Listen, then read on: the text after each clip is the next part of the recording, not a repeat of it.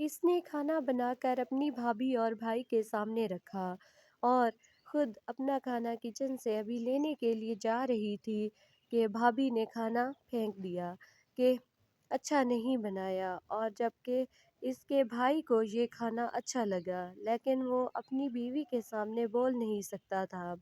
وہ اپنی بیوی سے ڈرتا تھا۔ سارا دن یہ گھر کے کام کرتی اور اس کی بھابھی آرام کرتی۔ وہ اس کو اپنے بھائی سے شادی کرنے کے انکار کی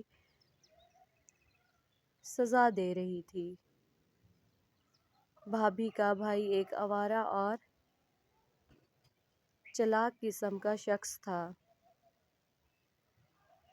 اور بے روزگار بھی، اس وجہ سے انکار کر دیا، لیکن اب اس کا یہ انکار وبال جاں بن گیا۔ گھر میں ہر وقت بھابھی اسی بات کے طعنے دیتی تھی